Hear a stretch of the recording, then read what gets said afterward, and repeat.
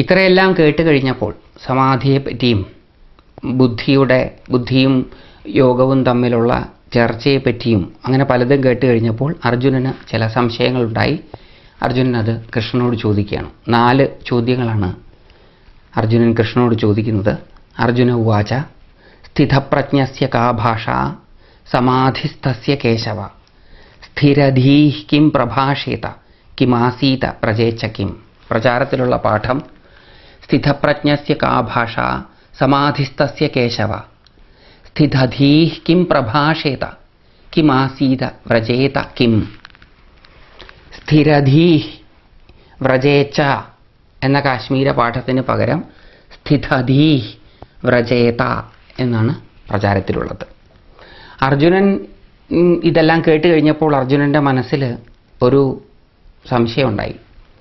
സമാധിസ്ഥനായ സ്ഥിതപ്രജ്ഞയോടു കൂടിയിട്ടുള്ള ഒരാളുടെ ലക്ഷണം എന്തായിരിക്കും? അയാളെ എങ്ങനെയാണ് ഒന്ന് ഡിസ്ക്രൈബ് ചെയ്യുക, ഒന്ന് വിവരിക്കുക. സ്ഥിരധീയെ പറ്റിയിട്ട് എന്താണ് പറയാനുള്ളത്? സ്ഥിരധീ എന്ന് പറയുന്നതും സ്ഥിതപ്രജ്ഞൻ എന്ന് പറയുന്നതും ഒന്ന് തന്നെയാണോ? കിം ആസീത, എവിടെയാണ് ഇവർ ഇരിക്കുക? സ്ഥിരധീ ആയിട്ടുള്ള ഒരാൾ എന്തിലാണ് അയാളുടെ മനസ്സിനെയും ബുദ്ധിയെയും മറ്റും ഉറപ്പിക്കുക? വ്രജേച്ച കിം, ഇങ്ങനെയൊക്കെ ചെയ്യുന്നത് കൊണ്ട് അയാൾ എന്താണ് നേടുന്നത്? എങ്ങോട്ടേക്കാണ് പോകുന്നത്? ഈ ഒരു ശ്ലോകത്തെ സാധാരണ പല വ്യാഖ്യാതാക്കന്മാരും സ്ഥിതപ്രജ്ഞൻ്റെ ലക്ഷണമായിട്ട് ലക്ഷണം എന്താണ് എന്ന് അർജുനൻ ചോദിച്ചു എന്നാണ് വ്യാഖ്യാനിക്കാറ് പതിവെങ്കിൽ അഭിനവഗുപ്തപാദർ ഈ ശ്ലോകത്തെ മറ്റൊരു തരത്തിലാണ് കാണുന്നത്. അഭിനവഗുപ്തപാദരുടെ വ്യാഖ്യാനമൊന്ന് നമുക്ക് കേൾക്കാം.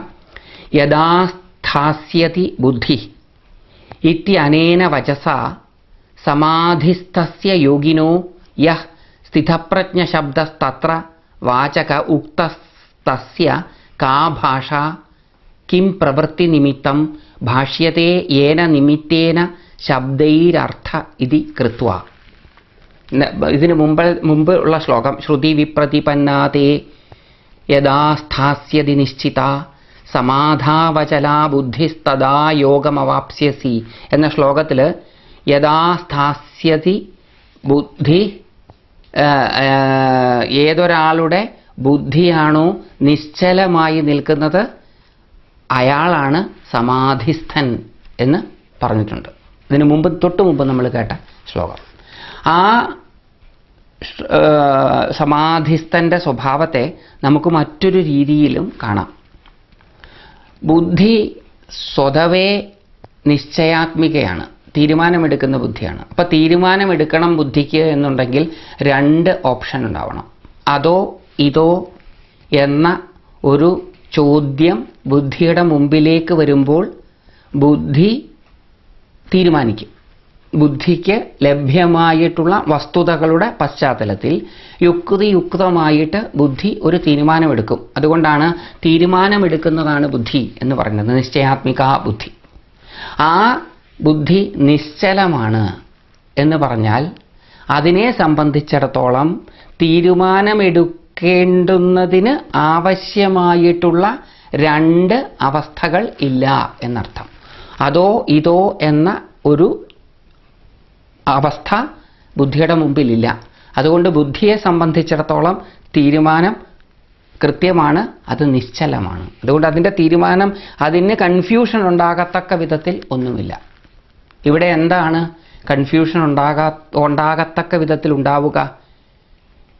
ഈ കാണുന്നത് മുഴുവനും ആണോ ഈശ്വരൻ, അതോ ഈ കാണുന്നത് മുഴുവനും ഈശ്വരൻ തന്നെയാണോ, അതോ ഇതിനപ്പുറമുള്ളതാണോ ഈശ്വരൻ? അങ്ങനെ തീരുമാനമെടുക്കാനുള്ള 2 അവസ്ഥയില്ല ഇവിടെ. ബുദ്ധി നിശ്ചലയാണ് എന്ന് പറഞ്ഞാൽ, ബുദ്ധി നിശ്ചലയായി കഴിഞ്ഞാൽ അതിനെ വിളിക്കുന്നതാണ് സമാധി എന്ന്. സമമായ ധി, തുല്യമായ കാഴ്ചപ്പാട്. അപ്പോൾ നിശ്ചലമായ ബുദ്ധിയുള്ള ഒരാളുടെ മുമ്പിൽ തൻ്റെ മുമ്പിലുള്ളതെല്ലാം, തനിക്ക് അനുഭവവേദ്യമായിട്ടുള്ളതെല്ലാം സമമായിട്ടാണ് അനുഭവവേദ്യമാവുക. തൻ്റെ മുമ്പിലുള്ളതെല്ലാം സമമാണ് എന്ന് പറഞ്ഞാൽ എന്തായിട്ടാണ് അദ്ദേഹത്തിന് തോന്നുക? ഇത് മുഴുവനും ഈശ്വരൻ്റെ തന്നെ ആവിഷ്കാരമാണ്. അപ്പോൾ ഏതൊരാളുടെ ബുദ്ധിക്കു മുന്നിലാണോ ഇതെല്ലാം ഈശ്വരൻ തന്നെയാണോ അതോ ഈശ്വരൻ ഇതിനപ്പുറമാണോ എന്ന രണ്ട് ചോദ്യങ്ങളില്ലാത്തത്, ഏതൊരാളുടെ ബുദ്ധിയാണോ ഉറപ്പിച്ചിരിക്കുന്നത് സമമായ ദർശനത്തിലൂടെ ഇത് മുഴുവനും ഒന്നിൻ്റെ തന്നെ വകഭേദങ്ങളാണ് എന്ന് ആ ആളെ സമാധിസ്ഥൻ എന്ന് വിളിക്കാം. മറ്റൊരു രീതിയിൽ നമ്മൾ സമാധി എന്ന പദത്തെ കാണുകയാണ് ചെയ്യുന്നത്. യഥാസ്ഥാസ്യതി ബുദ്ധി ഇത്യനേന വചസ സമാധിസ്ഥസ്യ യോഗിനോ. യോഗിയുടെ, സമാധിസ്ഥനായ യോഗിയുടെ ലക്ഷണമായിട്ട് പറഞ്ഞതാണ്. ബുദ്ധി എപ്പോഴാണോ നിശ്ചലമാകുന്നത്, ആരുടെ ബുദ്ധിയാണോ നിശ്ചലമായിട്ടുള്ളത് ആ യോഗിയെയാണ് സമാധിസ്ഥൻ എന്ന് വിളിക്കുന്നത്. യ സ്ഥിതപ്രജ്ഞ ശബ്ദസ്തത്ര വാചക ഉക്തസ്തസ്യ കാ ഭാഷ. അയാളെ പറ്റി തന്നെയാണ്, ഈ സമാധിസ്ഥനായ യോഗിയെ പറ്റി തന്നെയാണ് സ്ഥിതപ്രജ്ഞൻ എന്ന ശബ്ദം കൊണ്ടും ഉദ്ദേശിക്കുന്നത്. അയാളെ തന്നെയാണ് ദ്യോതിപ്പിക്കുന്നത്. ആ സ്ഥിതപ്രജ്ഞൻ എന്ന ശബ്ദത്തിൻ്റെ, സ്ഥിതപ്രജ്ഞൻ എന്ന വാക്കിൻ്റെ അർത്ഥം എന്താണ്? എന്താണ് അതിൻ്റെ വിശദീകരണം? കിം പ്രവൃത്തി നിമിത്തം ഭാഷ്യത്തെ ഏന നിമിത്തേന ശബ്ദൈരർത്ഥ ഇതി കൃത്വ. എന്താണ് ആ വാക്കുകൊണ്ട് ഉദ്ദേശിക്കുന്നത്? ആ വാക്ക് സമാധിസ്ഥനെ ദ്യോതിപ്പിക്കുവാൻ ഇടയായത് എന്തുകൊണ്ടാണ്? ഏത് നിമിത്തം കൊണ്ടാണ്, എന്ത് കാരണം കൊണ്ടാണ് സ്ഥിതപ്രജ്ഞൻ എന്ന ശബ്ദത്തിന് സമാധിസ്ഥൻ എന്ന അർത്ഥം കൊടുക്കുന്നത്? ഏന നിമിത്തേന ശബ്ദൈരർത്ഥ ഇതി കൃത്വ യോഗിന സ്ഥിതപ്രജ്ഞ ശബ്ദ കിം രൂഢ്യ വാചകോ അന്വർത്ഥതയാ വാ ഇതി ഏക പ്രശ്ന. ഇവിടെ ചോദിക്കുന്ന ആദ്യത്തെ ചോദ്യം, സ്ഥിതപ്രജ്ഞൻ എന്ന ശബ്ദം കൊണ്ട് യോഗിയെ ദ്യോതിപ്പിക്കുന്നു. ആ സ്ഥിതപ്രജ്ഞ ശബ്ദം രൂഢ്യർത്ഥത്തിലാണോ അന്വയാർത്ഥത്തിലാണോ പ്രയോഗിച്ചിരിക്കുന്നത്? രൂഢ്യർത്ഥം എന്ന് പറഞ്ഞാൽ ആ വാക്കുകൊണ്ട് സൂചിപ്പിക്കുന്ന അർത്ഥം. അന്വയാർത്ഥം എന്ന് പറഞ്ഞാൽ ആ വാക്കായി തീർന്നിട്ടുള്ള ശബ്ദങ്ങളാൽ ദ്യോതിപ്പിക്കുന്ന അർത്ഥം. ഉദാഹരണത്തിന് താമര എന്ന വാക്ക് നമ്മൾ കേൾക്കുമ്പോൾ അതിന് ഒരർത്ഥം നമ്മുടെ മനസ്സിൽ ഉടൻ വരും. താമര, ലോട്ടസ് എന്നൊരർത്ഥം. താമര എന്ന ശബ്ദം കൊണ്ട് ദ്യോതിപ്പിക്കുന്ന ഒരർത്ഥം. പങ്കജം എന്നാണ് ഇതിന് സംസ്കൃതത്തിൽ പറയുക. പങ്കജം എന്ന് പറഞ്ഞാൽ സാധാരണഗതിയിൽ അതിൻ്റെ രൂഢ്യർത്ഥം താമര എന്നാണ്. ആ പങ്കജം എന്ന ശബ്ദം കൊണ്ട് ദ്യോതിപ്പിക്കുന്ന അർത്ഥം. പക്ഷെ പങ്കജം എന്ന ശബ്ദത്തിന് അത് മാത്രമല്ല അർത്ഥമുള്ളത്. പങ്കത്തിൽ നിന്ന് ജനിച്ചതെല്ലാം പങ്കജങ്ങളാണ്. ചെളിയിൽ നിന്നുണ്ടായതെല്ലാം പങ്കജങ്ങളാണ്. അപ്പോൾ അത് അന്വയാർത്ഥം. പങ്കത്തിൽ നിന്ന് ജനിച്ചത് പങ്കജം, അത് അന്വയാർത്ഥമാണ്. അപ്പോൾ അന്വയാർത്ഥത്തിൽ അത് പലതിനെയും സൂചിപ്പിക്കാം. രൂഢ്യർത്ഥം, ആ വാക്ക് കേൾക്കുമ്പോൾ സാമാന്യമായിട്ട് നമ്മുടെ മനസ്സിലുള്ള അർത്ഥം. സ്ഥിതപ്രജ്ഞൻ എന്ന ശബ്ദം ഇതിലേത് തരത്തിലാണ് പ്രയോഗിച്ചിരിക്കുന്നത്? യദ്യപി രൂഢൗ ശങ്കൈവ നാസ്തി തഥാപ്യന്വർത്ഥതാം ലബ്ധാമപി സ്വരൂപലക്ഷണ നിമിത്ത നിരൂപണേന സ്ഫുടീകർത്തും ഏഷ പ്രശ്ന. രൂഢ്യർത്ഥത്തിൽ ഇത് പ്രയോഗിച്ചിട്ടുണ്ട് എന്നുള്ള കാര്യത്തിന് സംശയമില്ല. കാരണം സ്ഥിതപ്രജ്ഞൻ എന്ന് പറഞ്ഞാൽ സമാധിസ്ഥനായ യോഗി തന്നെയാണ്.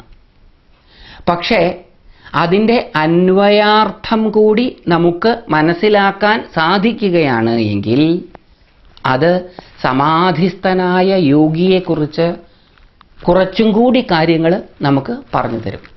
സ്ഥിതപ്രജ്ഞൻ എന്ന് പറഞ്ഞാൽ സമാധിസ്ഥനായ യോഗി തന്നെയാണ്. പക്ഷേ സ്ഥിതപ്രജ്ഞ ശബ്ദത്തിൻ്റെ അന്വയാർത്ഥം എങ്ങനെയാണ് ആ വാക്ക് ഉരുത്തിരിഞ്ഞു വന്നത് എന്ന് നമുക്ക് മനസ്സിലാവുകയാണെങ്കിൽ അത് യോഗിയെക്കുറിച്ച്, സമാധിസ്ഥനായ യോഗിയെക്കുറിച്ച് കുറച്ചും കൂടി കാര്യങ്ങൾ നമുക്ക് വെളിപ്പെടുത്തി തരും.